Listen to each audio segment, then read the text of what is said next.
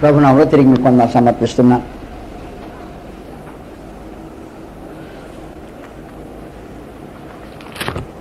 మీలో ఎవడైనను దేవుని కృపను పొందకుండా తప్పిపోవునేమో అనే ఆలోచన పరిశుద్ధాత్మ క్రైస్తవులైన వారికి ఇచ్చిన హెచ్చరిక ఉంది. క్రైస్తవుల ప్రతి ఒక్కరూ దేవుని కృపను పొందకుండా తప్పిపోతారేమో అనే భద్రంగా ఉండాలి అనేది దైవ సందేశమై ఉంది. అందువలన ఎవరో తప్పిపోతారు అని వేరే పక్కనే ఉండే మనిషిని గురించి ఆలోచించేసి దానికి బదులుగా నేనే తప్పిపోతానేమో అనే ఆలోచన ఉండటం అనేది ఆరోగ్యకరమైన సంగతి. మొదటి కొరింథీ పత్రిక 9వ అధ్యాయంలో భక్తుడైన పౌలు ఇలా మాట్లాడటం ఆశ్చర్యంగా ఉంటుంది. తన కార్యములు దాదాపుగా అవన్నీ చాలా ప్రత్యేకమైనవి, చాలా ఆదర్శమైన కార్యములు జరిగించిన వ్యక్తి. దేవుని ఆనందింప చేయటంలో తను తాను సమర్పించుకున్నవాడు, క్రీస్తు ప్రభువుని వెంబడించడంలో ఆయన్ని అనుకరించడంలో ప్రధానమైన పాత్ర వహించిన వాడు. నేను క్రీస్తుని పోలి నడుచుకొంచున్నాను అని చెప్పగలిగిన ధైర్యము, సాహసం కలిగిన మనిషి. 11వ అధ్యాయంలో నేను క్రీస్తుని పోలి నడుచుకుంటున్న ప్రకారం అని తాను క్రీస్తు ప్రభువును పోలి నడుచుకుంటున్నట్టు తెలియచేసాడంటే సామాన్యమైన సంగతి మాత్రం ఖచ్చితంగా కాదు. అందులో తాను క్రీస్తుని పోలి నడుచుకోవటం మాత్రమే కాకుండా ఇతరులు దేవుని పరిశుద్ధులు, క్రైస్తవులు, కొరింథీలో ఉండే దేవుని పిల్లలైన వారు తన్ను పోలి నడుచుకోవాలని వారికి ముందుగా మాదిరిగా ఉంచుకున్న వ్యక్తి. ప్రయాసపడటంలో అత్యధికంగా ప్రయాసపడిన భక్తుడు. అలాంటి మనుషుడు మాట్లాడే ఈ మాటలు చాలా ఆశ్చర్యం కలిగిస్తుంటాయి. 9వ అధ్యాయము 26వ వచనంలో, కాబట్టి నేను గురి చూడని వాని వలె పరుగెత్తేవాడను కాను, గాలిని కొట్టినట్టు నేను పోట్లాడుట లేదు, కానీ ఒకవేళ ఇతరులకు ప్రకటించిన తర్వాత నేనే భ్రష్టుడినే పోదునేమో అని నా శరీరం నలగొట్టి దాన్ని లోపరుచుకుంటున్నాను అంటున్నాడు. అంటే వాస్తవానికి ఏం చేస్తున్నాడు అన్నమాట, కృపలో నుంచి తొలగిపోకుండా ఉండటం అనే కార్యక్రమంలో తాను వ్యక్తిగతంగా నిమగ్నమై ఇతరులకు ప్రకటించి దేవుని కృపలోనికి మనుషుల్ని ఆకర్షించటం ఒక వంతు, దేవుని కృపలోనికి వచ్చిన వారిని ఆ కృప యందు నిలబెట్టడము మరొకంత వంతు. కానీ ఇతరులకు ప్రకటించి ఇవన్నీ చేసిన తర్వాత నా దేహమే నా మీద తిరుగుబెడితే, నాకు శత్రువు నా మీద పోరాటం సాగించితే అందరినీ ఒప్పించగలిగాను, కానీ ఆఖరికి నా దేహాన్ని నేను ఒప్పించలేకపోతే ఇతరులకు ప్రకటించిన తర్వాత నేనే భ్రష్టున్నైపోతానేమో అని నా దేహాన్ని నేను నల్లబెట్టుకుని లోబర్చుకుంటున్నాను అంటున్నాడు. అంటే ఏంటి వాస్తవాన్ని చెప్పిన సంగతి ఏంటంటే, కృపలో నుంచి తొలగిపోకుండా ఉండాలి అంటే భద్రంగా ఉండాలి. నేను భద్రంగా ఉంటున్నా, మీరు భద్రంగా ఉండాలి అనే సమాచారాన్ని అందిస్తున్నాడు. అది జాగ్రత్తగా ఉండవలసిన కార్యక్రమం. గాలిని కొట్టినట్టు పోట్లాడటం లేదట, గురి చూడకుండా ప్రయాణం చేయటం లేదట, కానీ ఇతరులకు ప్రకటించిన తర్వాత నేనే అయిపోతే అప్పుడు లాభం ఏంటి అన్నట్టు. అందువల్ల వాస్తవానికి సంగతి, దేవుని కృపను పొందకుండా తప్పిపోయే కార్యక్రమము వ్యక్తిగతమైంది. అది తప్పిపోకుండా చూసుకోవటము ప్రతి వ్యక్తికి సంబంధించింది. అది దాన్ని భద్రంగా జాగ్రత్తగా ఆలోచించాల్సిన సంగతి.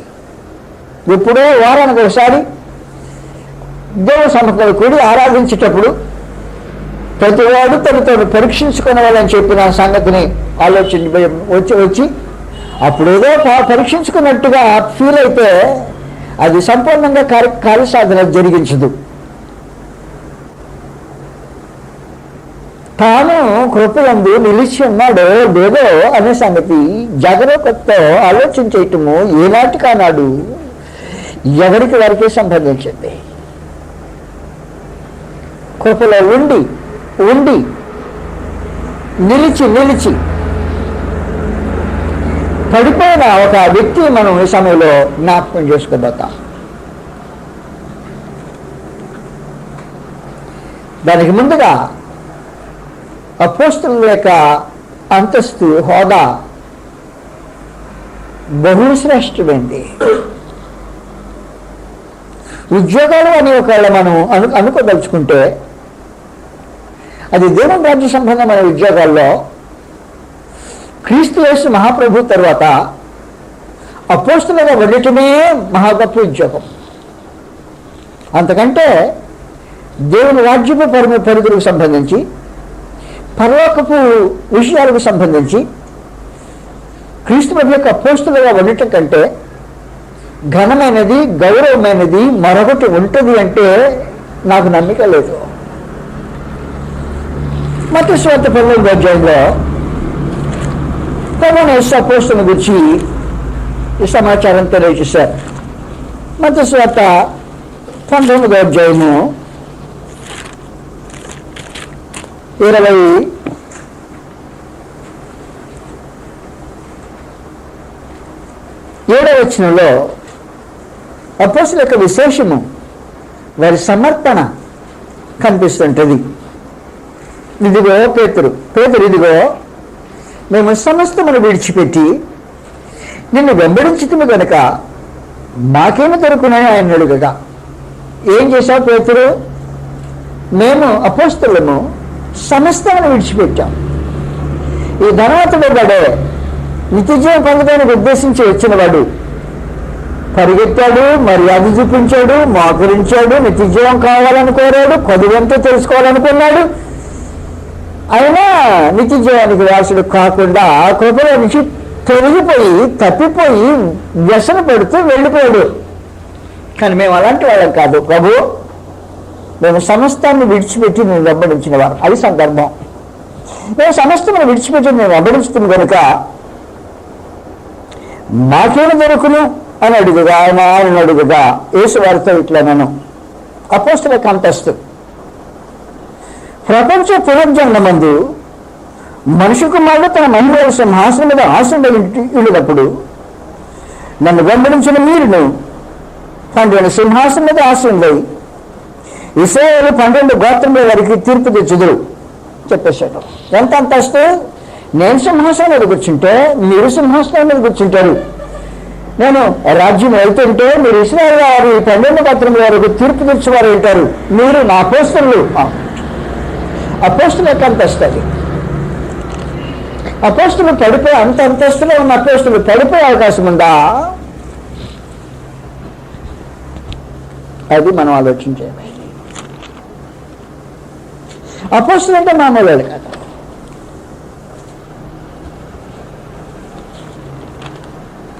అనేక మంది శిష్యులు క్రీస్తు ప్రభువుని వెంబడించారు. ఆయన పూర్ణ స్థలాలకు ఎలా వచ్చారు. కానీ అపోస్తలు మాత్రం తమకు కలిగిన వాటిని విసర్జించి అన్యులను వదిలిపెట్టి ప్రభువుని యేసుని వెంబడించారు. మేము సమస్తమును విడిచిపెట్టి నేను వెంబడించాము అన్నారు. కాబట్టి అపోస్తలుల యొక్క ప్రారంభ దశలో సమస్తమును విడిచిపెట్టడానికి మనసు కలిగిన మనుషులు.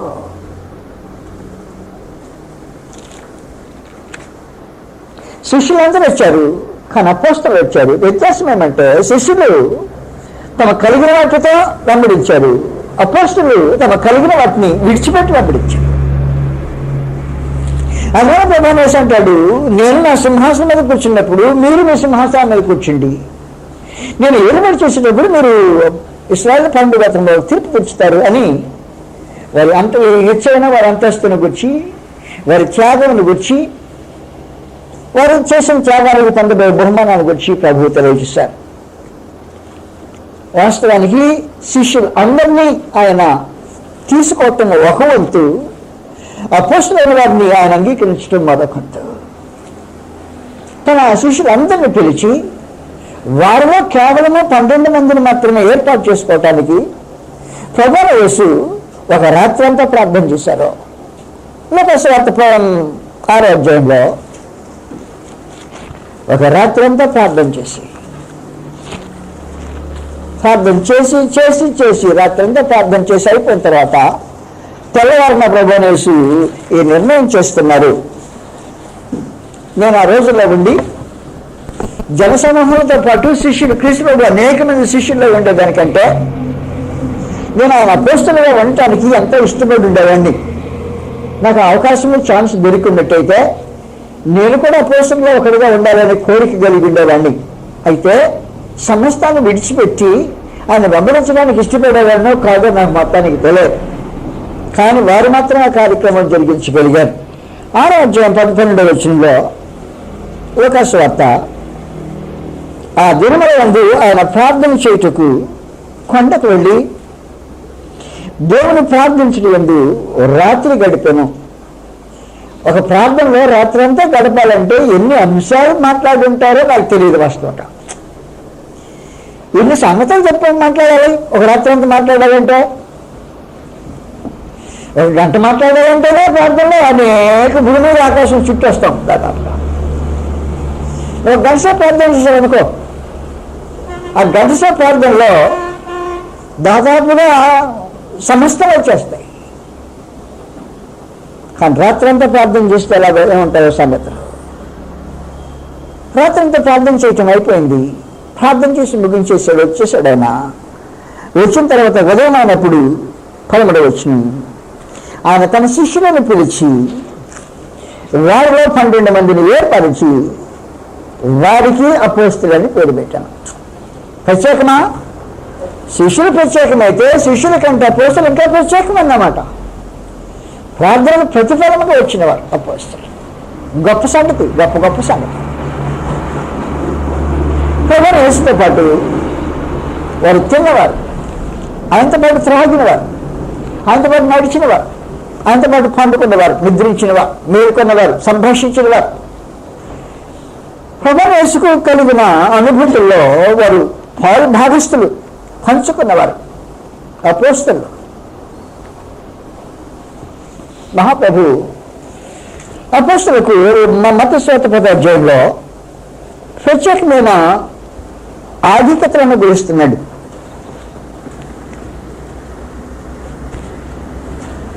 ఆయన పేర్లు చెప్పేశాడు. పేర్లు 12 మంది పేర్లు 2వ వచనం నుండి 4వ వచనం వరకు అయిపోయింది. 5వ వచనంలో ఆయన 12 మందిని పంపిస్తుంది. యేసు ఆ 12 మందిని పంపుచు వారిని చూచి వారికి ఆజ్ఞాపించినదేమనగా, మీరు అన్ని జనుల దారిలోనికి వెళ్ళకుడి, సమరయంలో ఏ పట్టణంలోనూ ప్రవేశింపకుడి, కానీ ఇశ్రాయేలు వంశంలోని నశించిన గొర్రె వద్దకే వెళుచు పరలోక రాజ్యము సమీపించదని వెళ్ళి ప్రకటించుడి. రోగులను జాగ్రత్త గుర్తుపెట్టుకో, రోగులను స్వస్థపరచుడి, చనిపోయిన వారిని లేపుడి, కుష్ఠరోగులను శుద్ధులుగా చేయడి, దయ్యములను వెళ్ళగొట్టుడి, ఉచితముగా పొందుతుని ఉచితముగా వేడి. ఎంత ఆధిక్యత! మీరు రోగాలను బాగు చేయండి, అంతవరకు కాదు. చనిపోయిన వారిని ఈ రోజులో మనుషులు అబద్ధకులు ఏం చేస్తారంటే రోగాలు బాగు చేస్తా అంటారు. చనిపోయిన ఆపరా? రోగాలను బాగు చేసే వారికే ప్రభువుని యేసు చనిపోయిన లేపే అవకాశం ఇచ్చాడు. చనిపోయిన వారికి లేపే అవకాశం ఇచ్చిన క్రీస్తు ప్రభు కుష్ఠరోగులను శుద్ధి చేసే అవకాశం ఇచ్చాడు. అదే ప్రభు ఆయన దయ్యాలను కొట్టడానికి ఇచ్చాడు. ఏమి దయ్యాలు మాత్రం కొడతాడా? రోగాలను బాగు చేస్తారా? కత్తిలో పెట్టని చనిపోయిన వారిని లేపరా? కుష్ఠరోగం చేతులకు కాళ్ళకు కనిపిస్తుంటుంది, మొండి చేతులు మొండి కనిపిస్తుంటాయి, బాగు చేయరా? అపోస్తలులు బాగు చేయడానికి అధికారం పొందినవారు. నీ మొండి చేతులు మొండి కాళ్ళు బాగవటానికి అపోస్తలుల దగ్గర శక్తి ఉంది. ప్రభువుని యేసు అనుగ్రహించాడు. నేను ఉచితంగా ఇచ్చాను అన్నాడు, ఉచితంగానే ఇచ్చేయండి అన్నాడు. చనిపోయిన వారు లేపండి అన్నాడు, పంపించాడు. అపోస్తలులు శ్రేష్టమైన మనుషులు, చనిపోయిన వారిని సైతం లేపడానికి అధికారము ఆజ్ఞ పొంది వెళ్ళిన. అంతేనా కాదు, వాస్తవంగా నేను అపోస్తలుల గురించి ఏమని చెప్పను. ప్రభుత్వం ఉన్నారు కాబట్టి సమస్త అద్భుతాలు వారు చేశారు. ప్రభుతో పాటు అద్భుతాలు చేయటము తాము చూశారు. అందులో ప్రత్యేకించి 5,000 మందికి భోజనం, 4,000 మందికి భోజనం పెట్టేటప్పుడు పంచపాత్ర 12 మంది అపోస్తలులు అనుభవించారు. ఇంత పరిస్థితిలో ఉండి మనుషులు తప్పిపోవడానికి అవకాశం ఉందా? అవకాశం ఉంది. ఇస్కరియోతు ఏదో మనకు గట్టి దృఢమైన రుజు. మీలో ఎవడైనా దేవుని కృపను పొందకుండా తప్పిపోవునేమో అని అన్నప్పుడు చనిపోయిన వారిని లేపిన వాళ్ళారా, కుష్ఠరోగులను శుద్ధి చేసిన వాళ్ళారా, రోగులను బాగు చేసిన వాళ్ళారా, దయ్యాలు వెళ్ళగొట్టిన వాళ్ళారా, ఏం చేయడానికి అవకాశం ఉంది? కృపలో నుంచి తప్పిపోయే అవకాశం ఉంది అన్నాడు. వారికే ఉంటే, అంతకంటే భక్తులు ఒకవేళ మన మధ్యలో ఉంటే కూడా, అపోస్తలులు లాంటి పౌలు లాంటి వారు ఒకవేళ మన మధ్యలో ఉంటే, అపోస్తలుల పౌలు ఏమన్నాడంటే, నేను ఇతరులకు ప్రకటించిన తర్వాత నేనే భ్రష్టుని అయిపోతానేమో, నేనే కృప నుంచి తప్పిపోతానేమో అనే భావన కలిగిన మనుషులు ఉన్నారు. కృప నుంచి తప్పిపోవడానికి ఏ స్థితిలో నుంచి అయినా మనుషుడు పడే అవకాశం ఉంది. దానికి ఎంత ఆత్మ సంబంధమైన అంతస్తు ఇక్కడికి వెళ్ళిన తర్వాత మనుషుడు పడిపోయేదానికి ఛాన్స్ లేదు అని ఏ బ్యాలెన్స్ అష్యూరెన్స్ ఏమీ లేదు. వాస్తవంగా అపోస్తలుల పౌలు గురించి మనం చదివితే ఆశ్చర్యంగా ఉంటాయి. తను అనిపించిన సమానుభవాలు వింటుంటేనే ఎంతో భీతికరంగా ఉంటుంది. కొరింథీయులకు 2వ పత్రికలో తను అనిపించిన వాటిలో కొన్నిటిని ప్రత్యేకించి జ్ఞాపకం చేశాడు. ఇలాంటి మనుషుడు కూడా పడిపోయే అవకాశం ఉందా? 11వ అధ్యాయము 2వ కొరింథీలో అందువలన ఈ భక్తుడు పడిపోలేనంత మంచి ఉన్నతమైన స్థితిలో ఉన్నాడు అని ఏ మనుషుడు కళ్ళు మూసుకొని ఉండాల్సిన అవసరం లేదు అన్నమాట. 11వ అధ్యాయంకి వచ్చాం. 2వ కొరింథీలో ఇప్పుడు అపోస్తలుల పౌలు తాను అనుభవించిన సంగతిని గురించి మాట్లాడుతున్నాడు. 22వ వచనంలో వారు హెబ్రీలా, నేను హెబ్రీయుడనే, వారు ఇశ్రాయేలీలా, నేను ఇశ్రాయేలు వాడనే, వారు అబ్రహాం సంతానమా, నేను అట్టి వాడనే, వారు క్రీస్తు పరిచారకులా, వెలువని వారు మాట్లాడుతున్నాను, నేను మరి ఎక్కువగా క్రీస్తు పరిచారకుడు, మరి విశేషముగా ప్రయాసపడుతుంది, అనేక పర్యాయములు చెరసాల్లో ఉంటుంది, అపరిమితముగా దెబ్బలు తింటిని, అనేక మార్లు ప్రాణాపానంలో ఉంటుంది, యూదుల చేత 5 మార్లు 1 తక్కువ 40 దెబ్బలు తింటిని, మమ్మారు బెత్తములతో కొట్టబెడుతుని, ఒకసారి రాళ్లతో కొట్టబెడుతుని, మమ్మారు ఓడ పగిలి శ్రమ పడుతుని, ఒక రాత్రి పగళ్ళు సముద్రంలో గడుపుతుని, అనేక పర్యాయములు ప్రయాణముల్లోనూ, నదుల వలన ఆపదల్లోనూ, దొంగల వలన ఆపదల్లోనూ, నా స్వజనులైన ఆపదల్లోనూ, అన్యజనుల వలన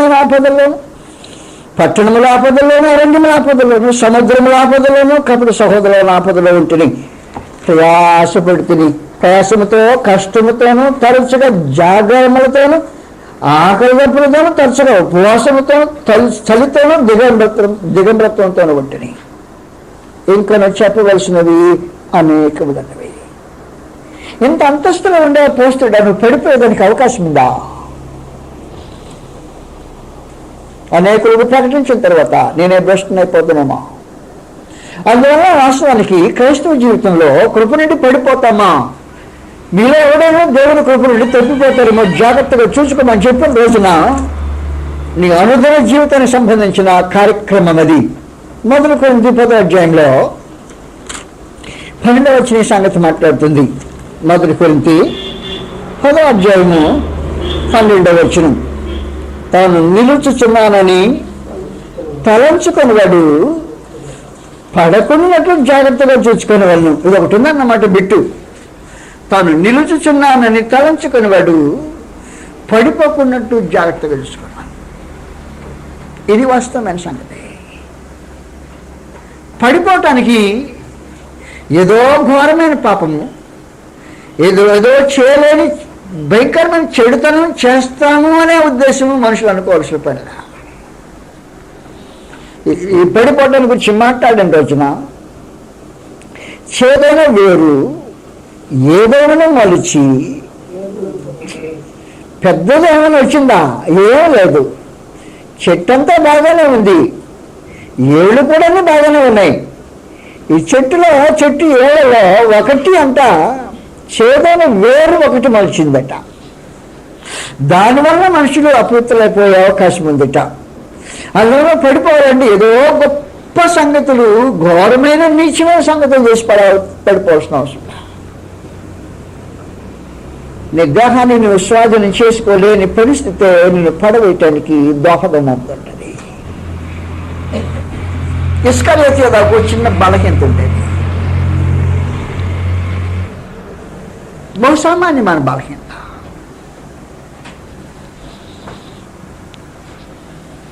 మామూలుగా లోకంలో వస్తున్న సామెత చెప్తారు, దొంగకు తాళం చేయిస్తే డబ్బులు భద్రంగా ఉంటాయని. కానీ ఇస్కరియోతు యోధా తప్పు అన్నాడు. అతని చిన్న బలహీనత ఏం చేస్తుందంటే పెద్ద ఆస్తి అంతస్తు కావాలని కోరదు. ఆస్తి అంతస్తుల కోసము అతను పాటుపడలా,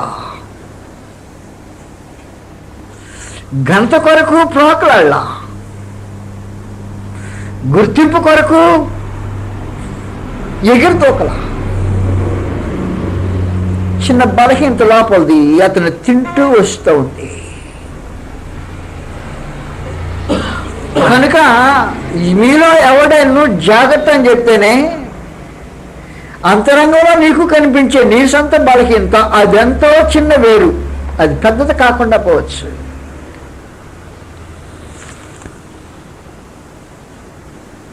క్రీస్తు ప్రభు ప్రార్థనకు ప్రతిఫలంగా ఎన్నుకోబడిన శిష్యుల్లో 12 మందిలో ఒకడు. ప్రభుతో పాటు తన పరిచర్య కాలం అంతట్లో వెంటబడి తిరగటానికి ఆధిక్యత పొందినవాడు. ప్రభు చేత అధికారం ఇచ్చి పంపబడినవాడు. ఆఖరికి రోగులను బాగు చేయటం కాదు, చనిపోయిన వారిని లేపుడి అనే గొప్ప అంతస్తుని అనుభవించేవాడు. సువార్త భారము పొంది దేవుని రాజ్య సువార్తను ప్రకటించినవాడు. ఎంత చేస్తూ కూడా లోపలే ఒక చిన్న ఏరు మొలిచింది, అది బలహీనత అలాగే ఉండిపోయింది. యోహాను సువార్త 12వ అధ్యాయంలో అతని బలహీనతను గురించి ఈ సంగతి ఇలా రాయబడింది. యోహాను సువార్త 12వ అధ్యాయం 6వ వచనంలో వాడు ఇలాగూ చెప్పినది బేదల మీద శ్రద్ధ కలిగేది కాదు, కానీ వాడు దొంగ అయ్యుండి తన దగ్గర డబ్బు సంచి ఉన్నందున అందులో వేయబడినది దొంగులుచు వచ్చను గనుక అలాగ చెప్పాను. డబ్బు సంచి ప్రభు తన దగ్గర ఇచ్చేడట.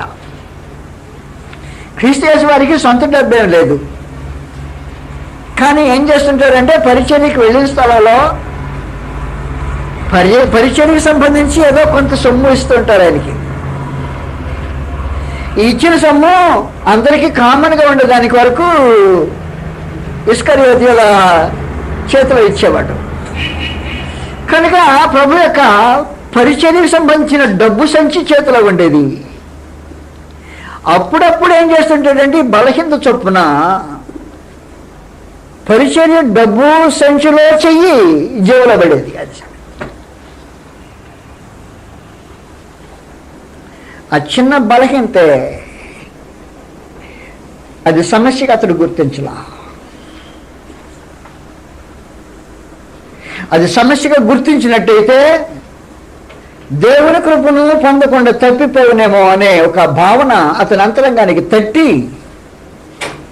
ఈ బలహీనత నేను దీన్ని జయించాల్సిన అవసరం ఉంది అనే పట్టుదల అతనికి కలిగి ఉండేది.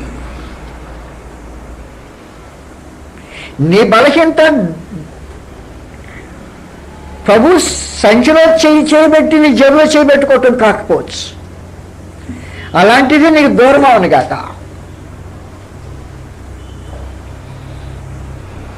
కానీ నీకు తెలిసిన బలహీనత ఏంటో, నువ్వెక్కడ లోపంగా ఉన్నావో నీ అంతరంగానికి అర్థమైపోతుంది. పట్టించుకోవాలా నీవు, అంతే సంగతి. ఇస్కరియోతు కదా దాన్ని పట్టించుకోవాలా. దానివల్ల తాను పెద్ద ఆస్తివంతుడైపోదామనా, దానివల్ల ఏదో పెద్ద మేడలు మిద్దెలు కట్టదామనా? ఖచ్చితంగా కాదు. కానీ బుద్ధిలో ఉండే ఆ లోపాన్ని తను హద్దులో పెట్టుకోవటం చేతకాక, బుద్ధిలో ఉన్న లోపాన్ని హద్దులో పెట్టుకొని చేతకాని ప్రతివాడు దేవుని కృపను పొందకుండా తప్పిపోయే భయంకరమైన అపాయంలో ఉన్నాడు. అది అందరికీ ఒకే బలహీనత కాదని చెప్పేది నాకు నేను మీకు. ఆయా మనుషులు ఆయా కిటికల దగ్గర కూర్చున్నారు, అది తెరుచుకుంటే తెరవబడుతుంది. అక్కడి నుంచి బయటికి కిందకి హాయిగా దూకేయచ్చు. అలాంటి ఒక కిటికీ ఇప్పుడు ఇస్కరియోతు ఎదుర్కొంది. ఓ ప్రక్కన అద్భుతాలు చేస్తున్నాడు, మరో ప్రక్కన దేవుని రాజ్యం ప్రకటన చేస్తున్నాడు. ఒక ప్రక్కన క్రీస్తు యేసు అద్భుతాల్లో పాలు పొందిన వాడు ఉన్నాడు. మరో ప్రక్కనే అపోస్తలుల యొక్క ఆధిక్యతను, ఆయన జరిగించే కార్యక్రమంలో వాడు గొప్పతనాన్ని అనుభవిస్తూ ఉన్నాడు. కానీ సంచిలో చేయి పెట్టి ఏదో ఘోరమైన పాపాలు చేసి తప్పిపోయిన వాళ్ళు అనేక మంది కాదు.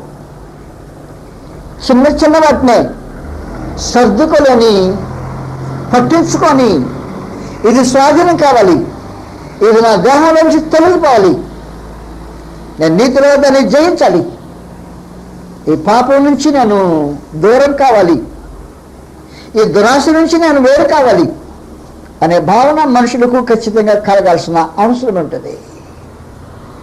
అది ఎన్ని రోజులు అతన్ని వేధించిందో నాకు నిజంగా తెలియదు. కానీ ఒక్కసారి జరిగిన కార్యక్రమం కాదు.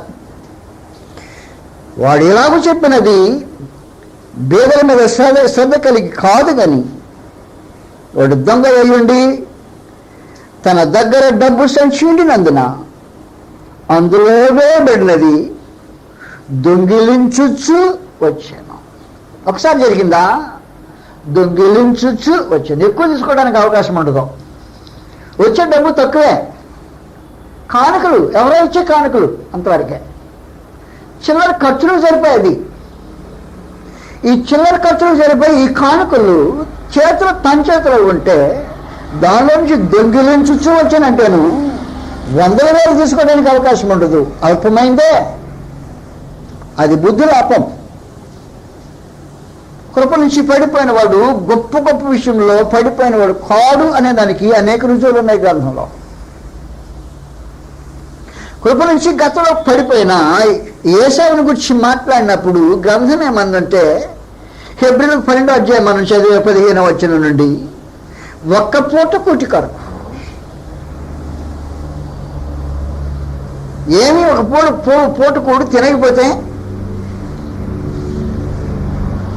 తింటే వచ్చింది, తినకపోతే నష్టం కలుగుతుంది. ఒక పూట భోజనం దానికోసమా ఒక పూట కుట్టి కొరకు తన జ్యేష్ఠత్వ పొక్కును అమ్మివేసిన ఏశావు వంటి భ్రష్టుడైనను వ్యభిచారి అయినను ఈ మధ్య ఉండునేమో అన్నట్టు.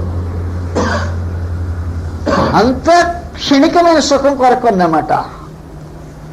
అల్పమైన దాని కొరకు, క్షణికమైన సుఖం కొరకు మనుషులు కృప నుండి తొలగిపోయే అవకాశం ఉంటుంది. పేతురు 2వ పత్రికలో ఆశ్చర్యంగా ఉంటుంది. 13వ వచనం మీకు తెలిసే ఉండొచ్చు. 2 పేతురు 2వ అధ్యాయము 13వ వచనంలో, ఒకనాటి సుఖానుభవము ఎన్ని రోజులు? ఎన్ని రోజులు అనుభవిస్తావు? ఎన్నో రోజులు కాదు, ఒక పూట చాలే పని నిత్యత్వం పోతే పోయింది. వారి జీవితంలో ఆలోచనలో ఒక పూట నిత్యత్వము సమానమే. ఒకనాటి సుఖానుభవము సంతోషమని ఎంచుతారు. నెక్స్ట్ వచ్చిన మీరు చూస్తేనే ఇది అల్పమైన ఆలోచన.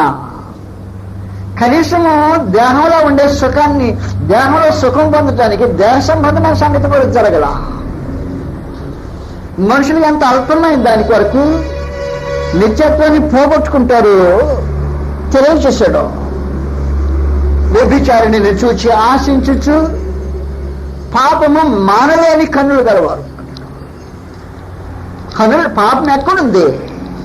ఎక్కడో చేయలా, కన్నుల్లోనే చేశాడు పాపం.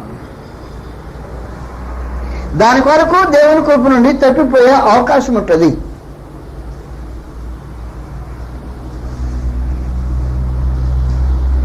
మనుషులు హృదయాన్ని జాగ్రత్త గుర్తుపెట్టుకో. వ్యభిచారిని చూచి ఆశించచ్చు, పాపము మానలేని కన్నులు గలవారు. అస్థిరులైన వారి మనసులను మరలు కొల్పచ్చు. ఒక మనుషుడు క్రీస్తు యేసులో స్థిరంగా ఉండలేదు అనుకో, కొత్తగా వచ్చాడు అనుకో, వాడిని ఏం చేస్తుంటాడు తెలిసిన? పాతవాడు కొత్తవాడిని మరులు కొలుపుతుంటాడు. వరకనే స్థిరపడి నీతిలో స్థిరపడకుండా తన స్వలాభం కోసము ఊరకనే నిత్యత్వము పోగొట్టుకునే నీచమైన స్థితి అది.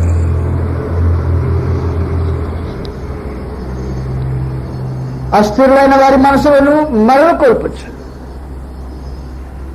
లోభిత్వం మందు సాధకం చేయబడిన హృదయములు కలవారు.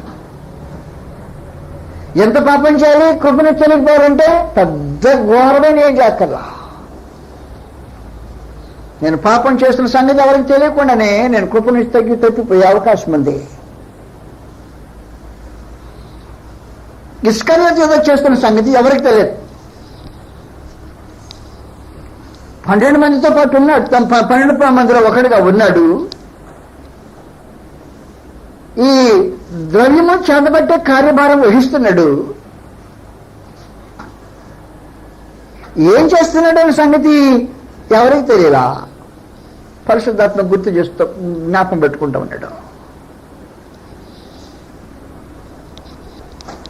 ఇక్కడ అల్పమైంది, ఇక్కడ పడుతుంది అంతే సంగతి ఒకటే.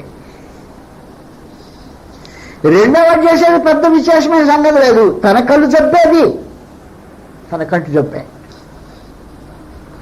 మూడవది పెద్ద విశేషమైన సంగతే లేదు. అస్థిరులైన వాడిని ఎవరిక అంటే రాపటమే. ఏం చేయటం గొప్ప సంగతి చేసినట్టు, పాపం చేసినట్టు కాపట్ల. మనుషుడు కృప నుంచి తప్పిపోవాలంటే ఘోరమైన పాపాలు, గొప్ప కార్యాలు, హత్యలు చేయాల్సిన అవసరం ఉంటుంది. దేహాన్ని స్వాధీనపరచుకోవటానికి నిరంతరము కృషి చేయని ప్రతివాడు ఈ అపాయంలో ఉన్నాడు.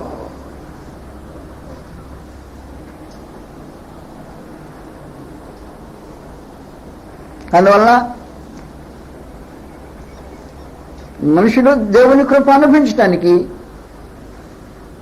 పరమందుని దేవుడు అనాదిలో నుంచి సంకల్పించి దాన్ని క్రీస్తు ప్రభు సిలువలో ప్రత్యక్షం చేసి అపోస్తల బోధలో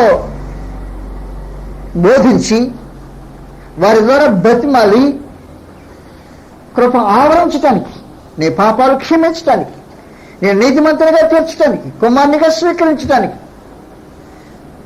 పర సంబంధమైన ఆ వాతావరణాన్ని నిలబడటానికి, పరలోక సంబంధమైన దీవులను పెంచడానికి పిలిచి ఆవరించుతుండే ఆ మధ్యలో చిన్న చిన్న కార్యక్రమాలతో అలాంటి వాళ్ళ మా పోస్టుల్లో ఒకడైన ఇస్కరియోతు యూదా ఒకడు.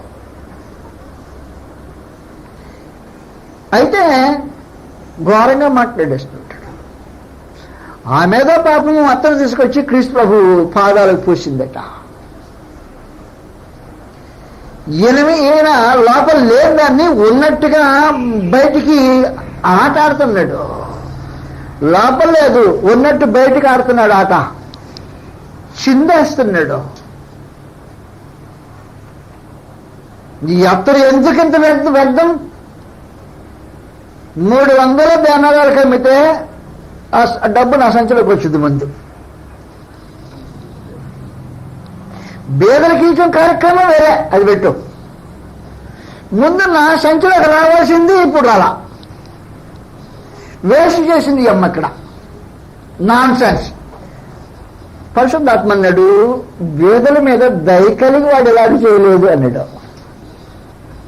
అంటే లోపల ఒకటి ఉంటే బయటికి అది మరొక రూపంగా చిత్తుగా బయటకు వస్తుంటుంది అన్నమాట. కృప నుండి తప్పిపోయే సూచనలు అవి. నువ్వెప్పుడైనా సరే భక్తి లేకుండా భక్తి ఉన్నట్టు మాట్లాడుతున్న మాటలు ఉన్నాయే, కృప నుండి తప్పిపోయే మాటలవి. లేని ఉన్నట్టు మాట్లాడకూడదు. అది అపాయకరమైన ఆత్మ సంబంధమైన స్థితి. ఇస్కరియోతు యోధ.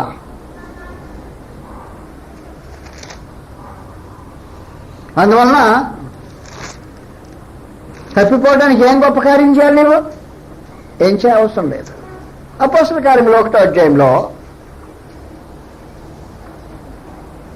కృప నుంచి తొలగిపోయిన సంగతిని గురించి పరిశుద్ధాత్మ ఎలాగూ పేతురు ద్వారా తెలియజేస్తున్నాడు. 15వ వచనం నుండి, ఆ కాలమంది ఇంచుమించు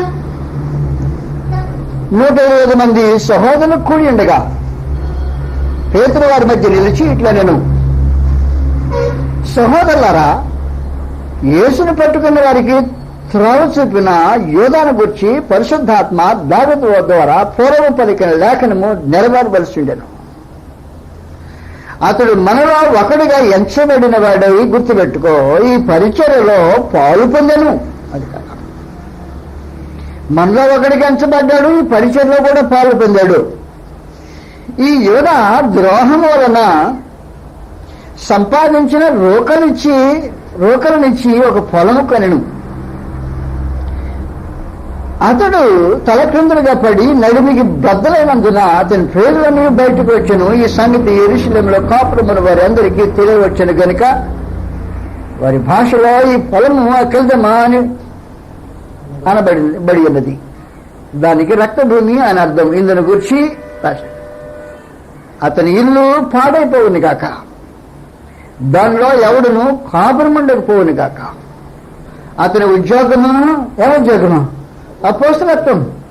అతని ఉద్యోగము వేరొకడు తీసుకొని గాక అని కీర్తన గ్రంథంలో రాయబడింది. కాబట్టి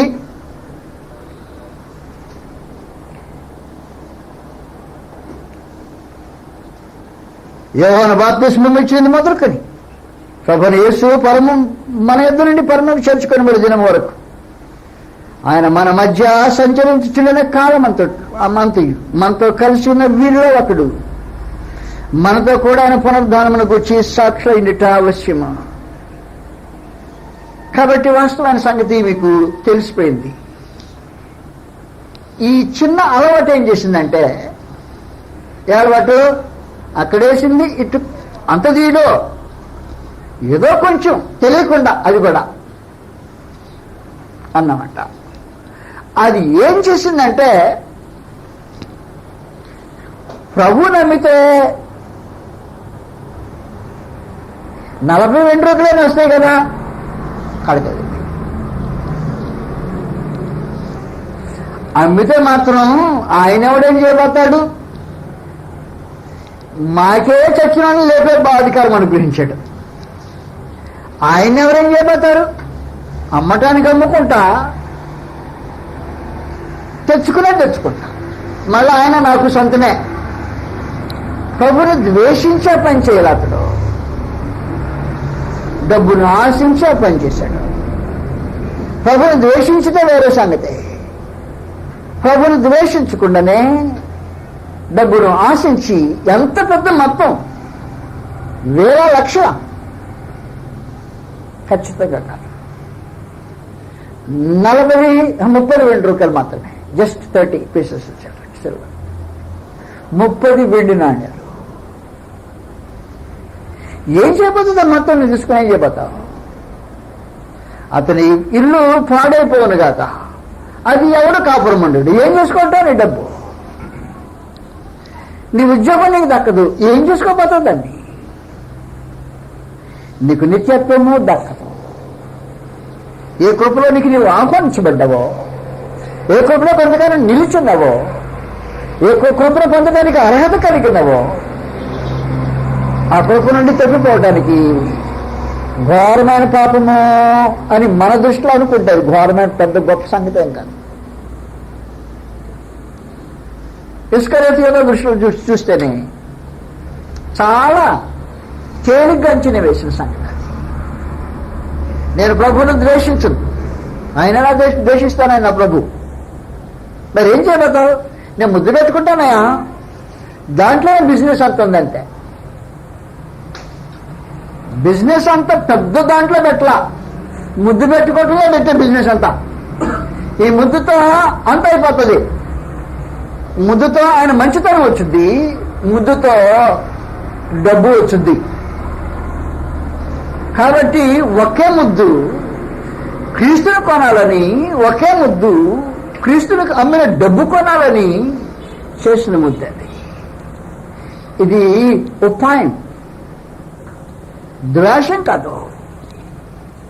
అందువల్ల ఒకడు దేవుని కృపను పొందకుండా తప్పిపోవటానికి ఏదో పెద్ద ఘోరమైన పాపాలు చేయాల్సిన అవసరం లేకుండా అల్పమైన చిన్న చిన్న సంగతులే మన నాశనానికి హేతువయ్యే అవకాశం ఉంది కనుక అందుకే చెప్పాడు, తాను నిలుచుతున్నానని తలంచుకునబడు.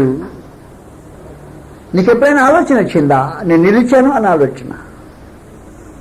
నిలిచానని ఆలోచన లేకపోతే అది అపాయకరమైన పరిస్థితి. నువ్వు నిలిచిన ఆలోచన నీకు రావాలి. నిలిచిన ఆలోచన వచ్చిన తర్వాత మర్చిపోయావు అనుకో, అది కూడా అపాయకరమైన సంగతే. నిలిచిన తలంచుకున్న తర్వాత పడిపోకుండా జాగ్రత్తగా చూసుకోవటం అనేది కూడా అత్యవసరమైన సంగతి. మీలో ఎవడైనను దేవుని కృపను పొందకుండా తప్పిపోనేమో అని ఎవరి హృదయాన్ని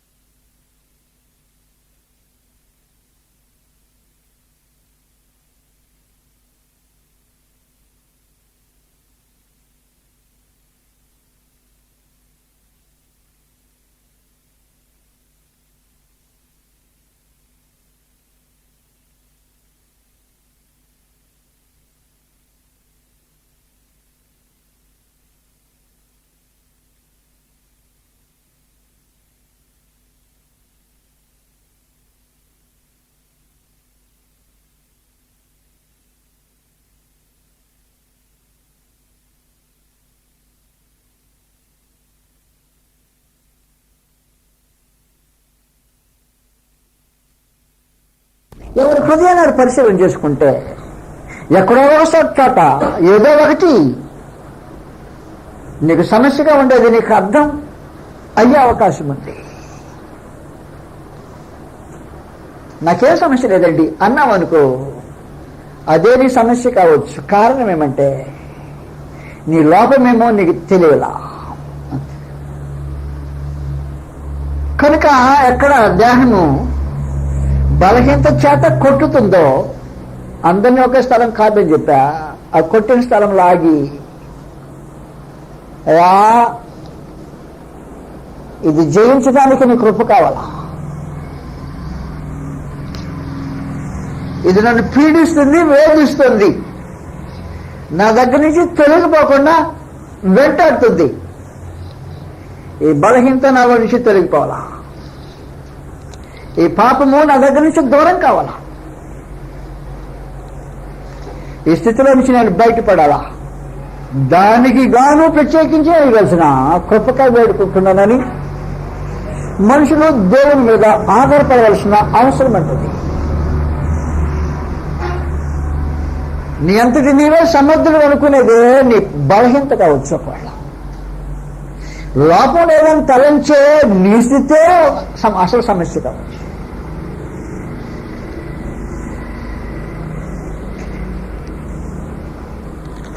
అందువల్ల చేదైన వేరు ఏదైనా మలిచి కలవరపరచుట వలన అనేకులు అపవిత్రులైపోతారు.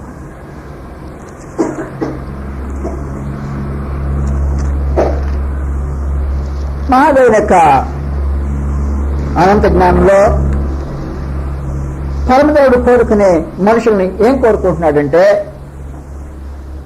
నా మీద ఆధారపడు, నా మీద ఆనుకో, ఒరుకు. నువ్వు నా మీద ఆనుకోగలిగితే, నీ మీద నీవే ఆధారపడకుండా నా మీద ఆధారపడగలిగితే కృపను ఆవరించే అవకాశం ఉంది అని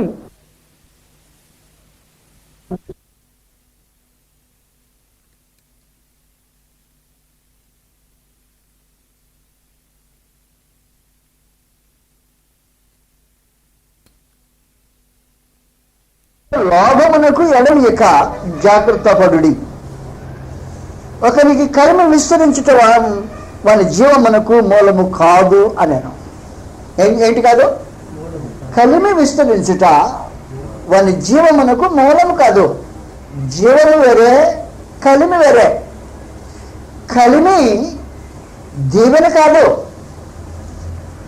కలిమి దీవెన అనుకునేది శరీరము మనిషిని అపార్థం చేసింది. ఈ మధ్యలో ఒక ఆయన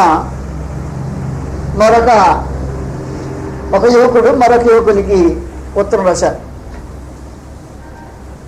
ఆ ఉత్తరం నా దగ్గరకు వచ్చింది. దాన్ని చూడమంటే చూసా.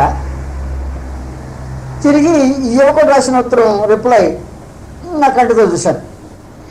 ఏం జరిగిందంటే, ఆ ప్రక్క నుంచి వచ్చిన ఉత్తరం ఏం చెప్తుందంటే, దేవుడు మమ్మను ఎంత గొప్పగానో ఆశీర్వదించాడు, ఇంకా ఎంత గొప్పగానో ఆశీర్వదిస్తాడు అని ఆయన చెప్పేది ఏంటంటే, మాకు ఎంతో ఉంది. ఇక్కడి నుంచి వెళ్ళిన రిప్లై ఏముందో తెలిసిన,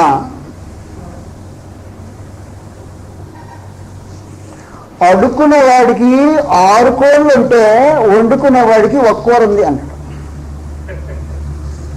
నేను చెప్పే పాయింట్ మీకు అర్థమైంది. కలిమి చెప్పినట్టు కదరా అమ్మా అని కూర వేసింది. ఒక పులిసిపోయిందో సెద్దితో పచ్చడో పచ్చేసింది. ఇంకొక ఇంటికి వెళ్ళాడు, అమ్మ అంది అన్నాడు. అమ్మ ఏదో తీసిపోయి ఏదో ఒకటి వేసింది. మొత్తానికి 5-6 కూరలు లేదు. ఎవరికి? అడుక్కునేవాడికి. అడుక్కునేవాడికి 5-6 కూరలు అంటే వండుకునేవాడికి ఒక్కటన్నా ఉంటుందిలే అంది. నేను చెప్పేదానంటే, నీ దీవెన, నీ భౌతికమైన దీవెనని ఊరించుకో. అది దేహం చేసే మోసం. కలిమి విస్తరించడం వలన వాళ్ళ జీవమునకు మూలం కాదు. ఈ రోజున బోధ దేహానికి సంబంధించింది. ఆత్మను మోసం చేయడానికి ఉద్దేశించింది.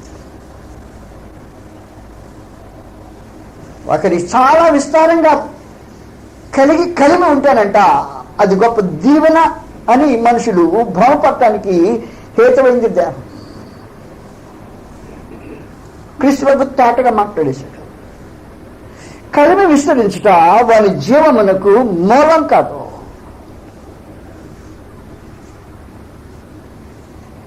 కలిమి వేరే, అది భౌతికమైంది. జీవము వేరే, అది శాశ్వతమైంది. శాశ్వతమైన జీవాన్ని భౌతికమైన కలిమితో సమానం చేసి ఆలోచన చేస్తే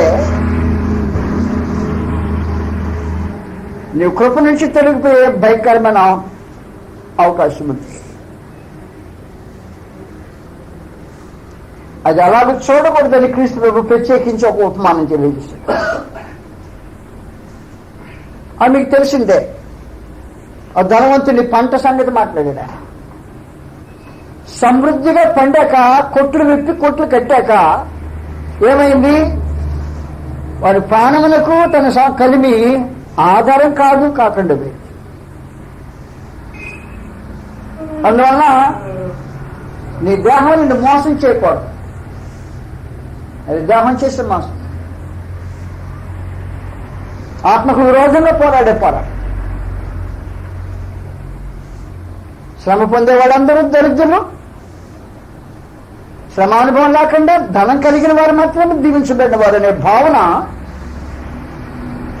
దేవుడి నుంచి కలిగిన భావన కాదు, శరీర సంబంధమైన మనసు నుంచి కలిగిన భావన.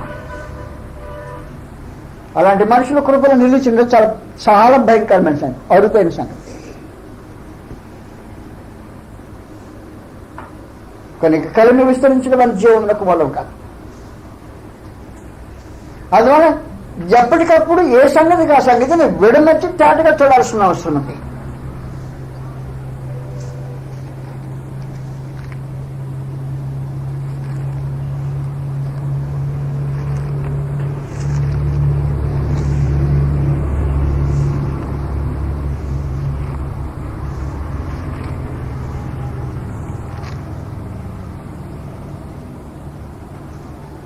ప్రభునేసు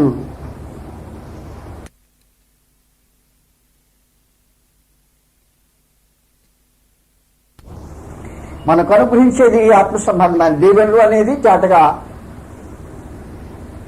ఒక్కాణించబడింది. ఎఫెసీయులకు 1వ అధ్యాయంలో మీకు తెలిసిన 3వ వచనం, మన ప్రభువైన యేసుక్రీస్తు యొక్క తండ్రి అయిన దేవుడు స్తుతింపబడును గాక. ఆయన క్రీస్తునందు పరలోక విషయంలో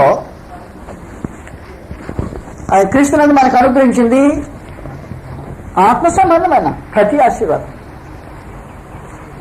దేవ సంబంధమైన వాగ్దానం చేయాల. ఆయన వాగ్దానం ఏదైనా ఉంటేనే నీవు ఆత్మ సంబంధమైన దాన్ని వెతుకు,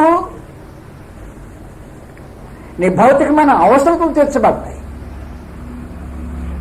నిన్ను ధనవంతం చేస్తాను కాదు. అలాంటి వాగ్దానము గ్రంథంలో లేదు వాస్తవంగా. కాబట్టి పరలోక విషయంలో ఆత్మ సంబంధమైన ప్రతి ఆశీర్వాదం, ఆత్మ సంబంధమైన ఆశీర్వాదం అనుగ్రహిస్తాను వాగ్దానం చేసిన ప్రభు మనుషుల్ని మోసగించడానికి ఉద్దేశించి వాగ్దానం చేయాల.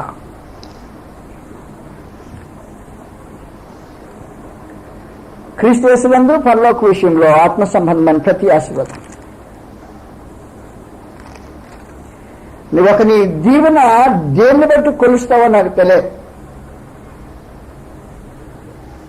ఒకని దీవెన కేవలం క్రీస్తు యేసునందు దేవునికి విధేయతను బట్టి మాత్రమే కొలవబడుతుంటది. అలా కాకపోతే ఏం చేస్తుందో తెలిసిన నీ దేహము నీ ఆత్మకు విరోధంగా పోరాడుతూ నీ దృష్టిని ఆత్మ సంబంధమైన దాని వైపు కాకుండానే శరీరం వైపు నడిపించుతూ జీవన భౌతికమైనదని అనిపిస్తున్నది దేహం యొక్క చర్య, ఆత్మ యొక్క చర్య కాదు.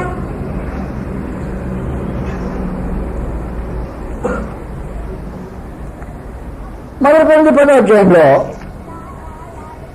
మరొక భయంకరమైన పాపాన్ని గురించి మాట్లాడాడు. ఈ పాపం మనలో అనేక మంది చేస్తూ పాపం చేయనట్టు అనుకుంటుంటాం. ఈ పాపము సణుగుడు అనే పాపం. ఇది భయంకరమైంది. మరొక 10వ అధ్యాయంలో కృప నుండి తొలగిపోవటానికి ఆ మనుషులు చేసిన సంగతుల గురించి మాట్లాడుతూ ముందు కృపను ఉదహరించి కృప నుంచి తొలగిపోయిన మనుషులు చేసిన కార్యక్రమాలని గ్రంథంలో గుర్తు చేశాడు. సహోదరులారా, 10వ అధ్యాయం మొదటి నుండి ఈ సంగతి మీకు తెలియకుండా నాకు ఇష్టం లేదు. అదేదనగా మన ప్రజలందరూ మేఘం కింద ఉండేది, వారందరూ సముద్రంలో నడిచిపోయేది, వారందరూ మోషేని బట్టి మేఘంలోను సముద్రంలోనూ బాప్తిస్మం పొందిరి. అందరూ ఆత్మ సంబంధమైన ఒకే ఆహారమును భుజించిరి. అందరూ ఆత్మ సంబంధమైన ఒకే పానీయమును చేసిరి. ఏమనగా తమను వెంబడించిన ఆత్మ సంబంధమైన బండలోనిది త్రాగిరి. ఆ బండ క్రీస్తే. అది ఇప్పుడు వచ్చింది సమస్య. ఇప్పటిదాకా కృప వర్ణించబడింది. కృప ఏమని వర్ణించబడింది? ఐగుప్తు నుంచి బయటికి వచ్చారు వర్ణించబడింది. సముద్రం నడిచిపోయారు ఆన్లైన్. ఆత్మ సంబంధమైన పానీయమును పానం చేశారు. ఆత్మ సంబంధమైన బండలో క్రీస్తులో పాలు పొందారు. కృపలో ఉన్నారు. కానీ ఇప్పుడు కృప నుంచి తొలగిపోయే పరిస్థితిని మాట్లాడుతూ, అయితే వారు ఎక్కువ మంది దేవునికి ఇష్టలుగా ఉండకపోయేది గనుక అరణ్యంలో సంహరించారు. కాబట్టి దేవునికి ఇష్టలుగా ఉండటం అనేది కృపలో నిలిచిండటానికి అవసరమైన కార్యక్రమం. వారు దేవునికి ఇష్టలుగా నిలిచిండ్లా, అందుకని సంహరింపబడి ఏం చేశారు వారు?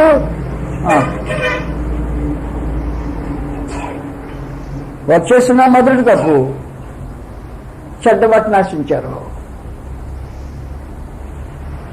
వారు ఆశించిన ప్రకారము మనం చెడ్డవాటిని ఆశింపకూడనట్లు 6వ వచనం. ఈ సంగతులు మనకు దృష్టాంతములుగా ఉన్నవి.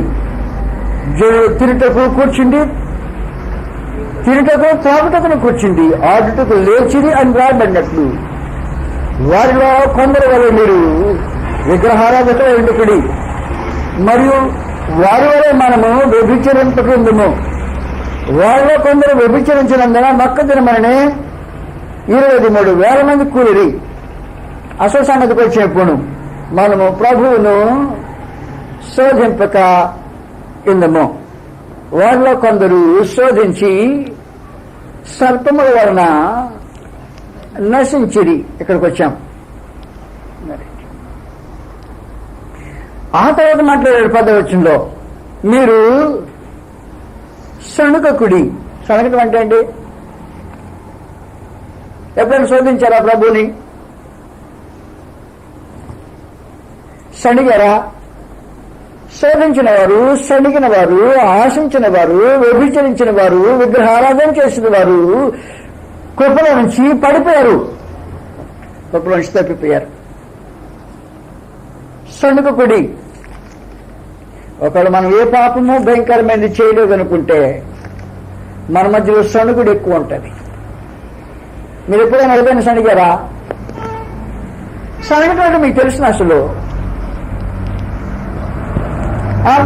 సణగటం అంటే గ్రంథంలో ఎలాగుంటుందో చూస్తాం.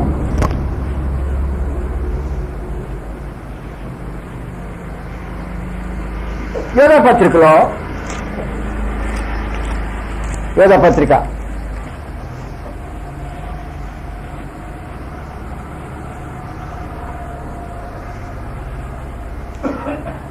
ఎక్కడుంది? సణుగుడి గురించి మాట్లాడాడు ప్రత్యేకించి.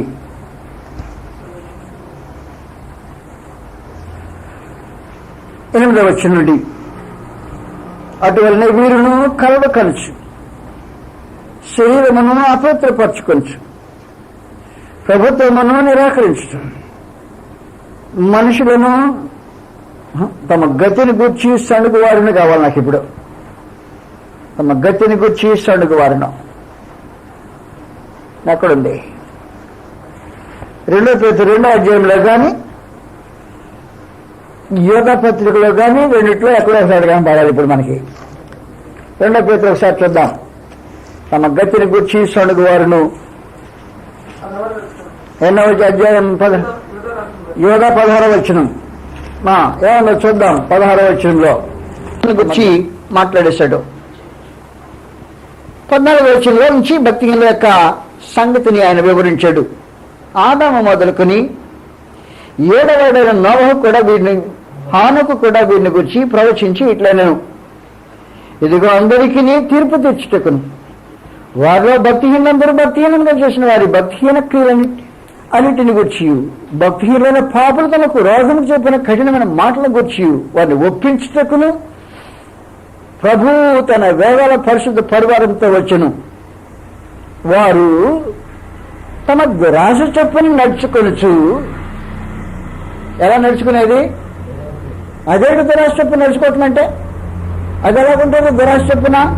అదే దురాశ చొప్పున నడుచుకోవచ్చు. లాభము నిమిత్తము మనుషులను కొనేయచ్చు అంటే ఏంటి? ఎవరి వల్ల లాభం ఉంటుందో వాళ్ళని పొగుడుతూ ఉంటారన్నమాట.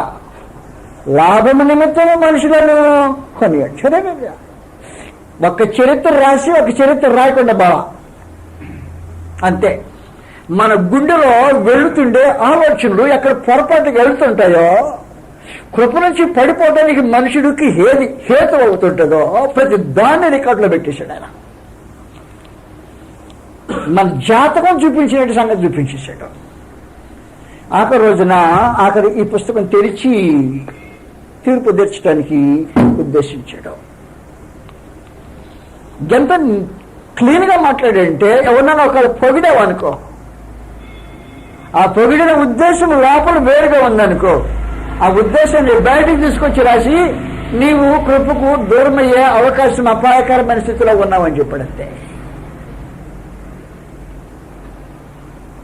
వారు తమ దురాశల చొప్పున నడుచుకోవచ్చు. లాభము నిమిత్తము మనుషులను కొనియాడచ్చు. మూడవది సణుగు వారును. సణగటం అంటే ఏంటి? సణగటం అంటే ఏంటి?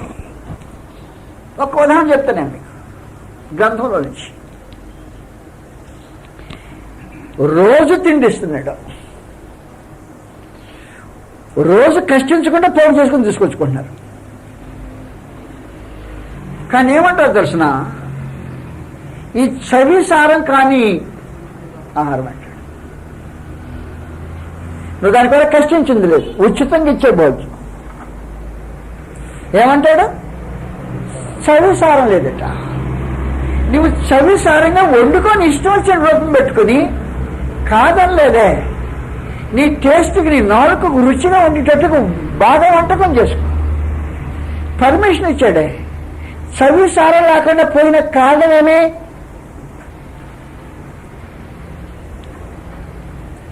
రెండవ ఉదాహరణ,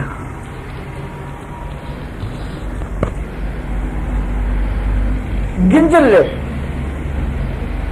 దానిమ్మలు లేవు, ద్రాక్షలు లేవు, అంజూరములు లేవు. పండ్ల స్టాటస్కి వెళ్ళిపోయాడు ఆయన. వెళ్ళిపోయిన తర్వాత అంతస్తులో చివరికి దిగి వచ్చి త్రాగుడ్డకు నీళ్ళే లేవా అని ఇచ్చేసాడు. నీళ్ళు లేవా? దండను కొట్టి నది ఎంత విస్తారంగా నీళ్ళు వచ్చినాయి. నీ గతిని గురించి సొండుకువా. నువ్వు ఏ స్థితిలో ఉన్నావో ఆ స్థితి నీకు నచ్చకపోతే దాని గురించి సన్నిగితే కృప నుంచి దూరంగా తొలగిపోయే భయంకరమైన అవకాశం ఉంటుంది.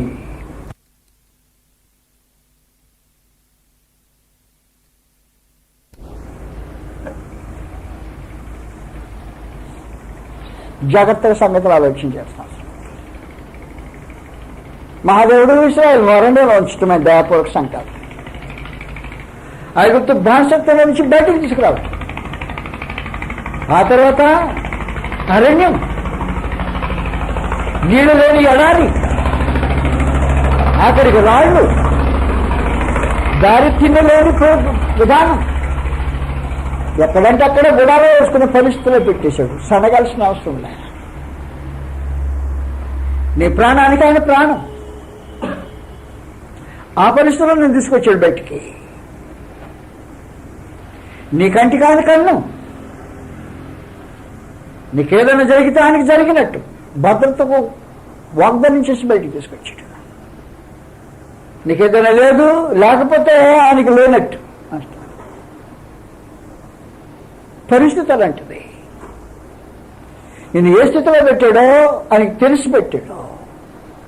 నువ్వు ఒకప్పుడు ఐగుప్తులో బానిసత్వం స్థితిలో ఉన్నావు, నాకు తెలిసింది. ఇప్పుడు బానిసత్వం నుంచి బయటకు వచ్చావు, కానీ అక్కడలాగా వ్యవసాయం చేసుకునే పరిస్థితి కాదు. ఇది వేరే స్థితి. నాకు తెలుసు నేను ఏ స్థితిలో పెట్టాను. నీ వ్యవసాయం చేసుకుని నువ్వు పండించుకుని నువ్వు అనుభవించే స్థితి కాదు ప్రస్తుతం. ఎడారిలో పెట్టాను కాబట్టి నీ స్థితి నాకు తెలిసి నీకు కావలసిన ఆహారం నేను ఇస్తా. నువ్వు కోరి నీకు అవసరమైన భోజనం నేను ఇస్తా, అది నా బాధ్యత, నువ్వు సనగాల్సిన అవసరం లేదు. ఆ తర్వాత నేను తీసుకెళ్ళిపోతా, నీవు కట్టని ఇల్లు నీకు స్వాధీనం చేయబోతా, నీవు నాటిన ద్రాక్షల తోట నీకు అనుకరించబోతా, నీది కాని దేశాన్ని నీకు స్వాధీనం చేయబోతా, ఆ సంగతి కూడా నేను చేయబోతా. నీవు ఐగుప్తులో ఏ రూపంలో ఉన్నావో నాకు తెలుసు, అరణ్యంలో నీ పరిస్థితితో నేను ఎరుగు. పోబోయే కనాన్ దేశం యొక్క ముందు సంగతులు జాగ్రత్తగా ఎరిగి నీవు ఎక్కడ ఎలాగున్నావో తెలిసి పెట్టాను నేను, సనగాల్సిన అవసరం ఉందా. అది వారి సందేశం. ఈరోజు కొత్త నిబంధన వాళ్ళు సణిగారు అంటే చెప్పాడు, నేను ఏ స్థితిలో పెట్టానో ఆ స్థితిలో నువ్వు సనగాల్సిన అవసరం లేదు. మీ సంగతి ఏమో నాకు తెలియదు. మా ఇంట్లో ఈ పాపం అనేక సార్లు జరిగింది. ఏ పాపము? సణిగిన పాపం. ఆయన కృపలోంచి తప్పిపోయే మార్గం అది. నాకు భయం వేస్తుంది మాట చెప్పడానికి. నేను సణుగుట దేవుడు అంగీకరించే కార్యక్రమం కాదు. నీకున్న స్థితి ఆయనకి తెలియనిది లేదు, నీ అనుభవించేది ఆయనకి ఎరుకులేనిది ఏది లేదు. దాని గురించి సనగాల్సిన అవసరం ఏమొచ్చింది అని అడిగాడు. నువ్వు సనగటం ఆరంభించావో నువ్వు కృపలో నిలిచడానికి ఉద్దేశం లేకుండా మాట్లాడావు. ఈ చవిసారం లేని ఆహారం అన్నది మీదట మా ఇంట్లో ఈ పాఠం నేర్చుకోవాల్సిన అవసరం వచ్చింది. సనగటం మాని సణుగులు సంశయాలు మానాల్సిన అవసరం ఏర్పడింది. సణిగితే దేవుని ఉగ్రత మీదకి వస్తుంది అనే సంగతి నేను పలుమార్లు నా ఇంట్లో బోధించాల్సిన పరిస్థితి ఏర్పడింది. మనం ఏ పాపం చేయని నిర్దోషులు లాగా కనిపించిన రోజున సణుగు నీవు కృపలో నుంచి దాటిపోయే, దూరంగా తొలగిపోయే భయంకరమైన అవసరతలు నేను పెట్టేస్తుంటుంది. జాగ్రత్త గుర్తుపెట్టుకోవచ్చు.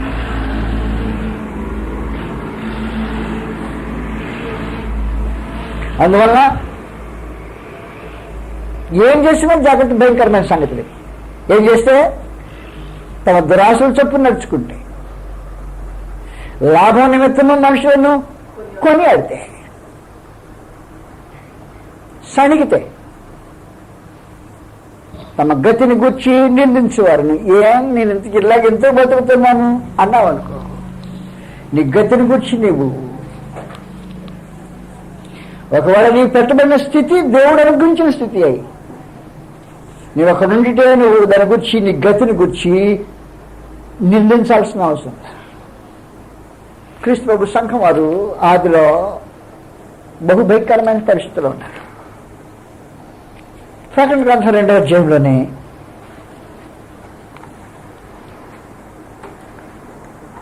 స్మరణలో ఉన్న సంకల్పతకి ఇలా రాయమని 8వ వచనం సంగతులు చెప్పాడు. మొదటి వాడును కడపటి వాడునయ్యండి, మృతుడై మరల బ్రతికిన వాడు చెప్పు సంగతులు ఎవరిగా, నీ శ్రమను నీ దరిద్రతను నేను ఎరుగుతాను. ఇంకెందుకు సణిగది? నేను ఎరకపోతే కాదు, నీ శ్రమను నీ దరిద్రతను నేను ఎరుగుతాను. ఈ శ్రమ నీవు తెచ్చుకున్న శ్రమ కాదు, ఈ దరిద్రత నీవు కొని తెచ్చుకున్న దరిద్రత కాదు. ఈ శ్రమ నీకు వచ్చిన శ్రమ, ఆ దరిద్రత నీవు నెట్టబడిన పరిస్థితి. నీ శ్రమ నీ దరిద్రతను నేను ఎరుగుతాను. ఆయనను నువ్వు ధనవంతుడివే. తాము యూదులను కాక యూదులని చెప్పుకోవచ్చు, సాతాను సమాజ పరివారాన్ని కలుగు దోషం నేను ఎరగను. పైగానే నీవు పొందడం శ్రమల గురించి మాట్లాడాడు, నాకు తెలుసు అవి కూడా. అందువల్ల వాస్తవానికి దేవుని ప్రజగా నువ్వు ఒక సంగతి నేర్చుకోవాలి. కృపలో నిలిచడానికి మనిషిని నేర్చుకోవాల్సిన సంగతి ఏమంటే, నీ ఉన్న స్థితిలో సనగకుండా ఉండాలి. నీ స్థితిలోనికి దేవుడు నిన్ను పెట్టుంటే, నీ స్థితి నువ్వు కల్పించుకోకుండా ఉంటే, కల్పించుకోవడం అంటే ఏంటో తెలిసిన, తప్పు చేసావు, పనులు జరగబోయావు, నాకు తన్నారు, అది నువ్వు కల్పించుకున్న స్థితి. దాని విషయంలో ఒకవేళ నువ్వు సరిగితే వేరే సంగతి. పనులు జరిగిపోవద్దన్నాడు ఆయన. నువ్వు పనులు జరిగి వెళ్ళావు, వెళ్ళినందువల్ల ఏం జరిగింది, వాళ్ళకు తనదన్నారు, కాబట్టి వాళ్ళు ఓనం అయిపోయింది. ఆ స్థితి నీవు కొనుక్కొచ్చుకున్న స్థితి, దేవునికి ఇచ్చిన స్థితి కాదు. కానీ దేవుని ప్రజలు ఉన్నారు ఇక్కడ, స్మరణలో ఉన్నవారు. నీ శ్రమను, నీ దరిద్రతను నేను ఎరుగుదును, దీని గురించి నువ్వేం చేయాల్సిన అవసరం లే, సనగాల్సిన అవసరం లే, ఎందుకయ్యా గొడవ అనకల్లా, అది నాకు తెలిసిపెట్టింది. అందువల్ల దేవుడు నిన్ను ఉంచిన స్థితిలో నీవు సనగటం అనేది అంగీకారం కాని సంగతి. మనకి అనేకసార్లు తప్పుగా తెలియదు, తప్పు అనుకొని చేయం మనం ఇది, కానీ చేస్తుంటామే. సనగటము దేవునికి ఇష్టం కాని సంగతి. సణిగితాడంటే నశించారంట, కృపలోంచి తిరిగిపోయిన సంగతి గురించి మాట్లాడినప్పుడు ఈ సంగతిని తెలియజేశాడు. 1 కొరింథీ 10వ అధ్యాయంలో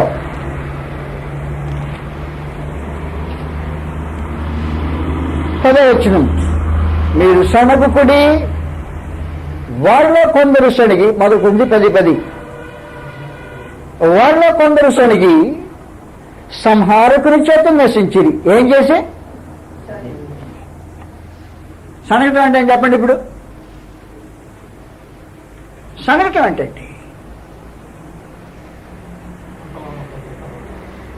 దాదాపుగా మనం కొన్నిసార్లు పొరపాటు చేస్తుంటాం. నువ్వు వర్షం లేదని నిందగా దేవుని మీద ఆలోచన చేసావంటే సణిగినట్టే. అది నిందగా ఆలోచించే. వర్షం లేకపోతే వర్షం లేదని చెప్పంతే. కానీ మనసులో దేవుని మీద ఈర్ష్యగా ఉపయోగించేవనుకో సణిగినట్టే.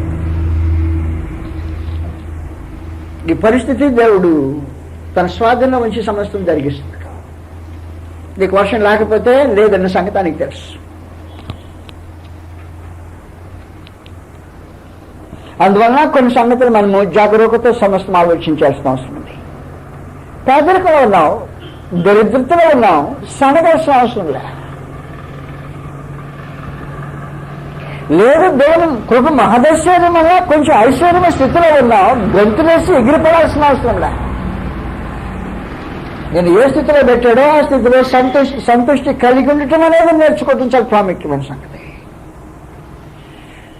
సంతృష్టి లేని ప్రతి స్థలంలో సణుగు బయలుదేరుతుంటది. సంతృష్టి ఉంటే సణుగు ఉండదు, అది విశేషమైన సంగతి. ఎక్కడ సంతృష్టి ఉంటుందో అక్కడ సణుగు ఉండదు, ఎక్కడ సణుగు ఉంటుందో అక్కడ సంతృష్టి ఉండదు. అది కోరుకున్న విశేషమైన సంగతి ఏమంటే సంతృష్టి సహితమైన దైవభక్తి గొప్ప లాభ సాధనమైంది.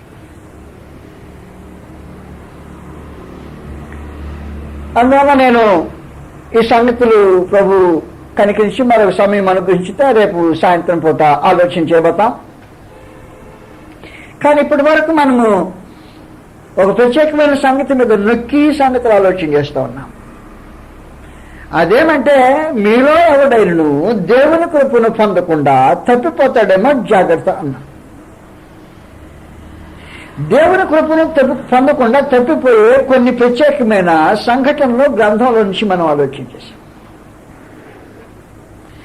దేవుని కృపను పొందకుండా తప్పిపోయే మనుషులు ఎలాంటి వారు ఉంటారో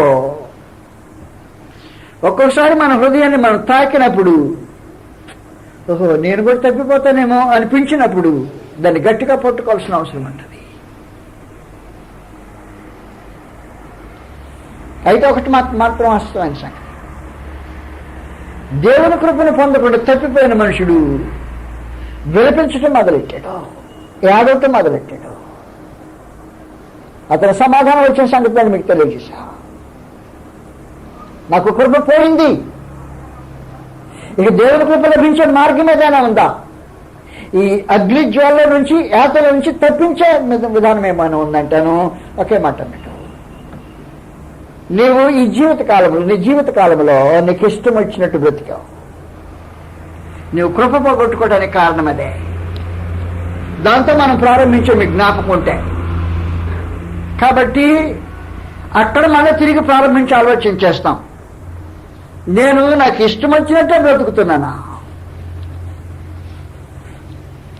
నీవు తిండి నీకు కోరుకున్నట్టు తినచ్చు, అది వేరే సంగతి.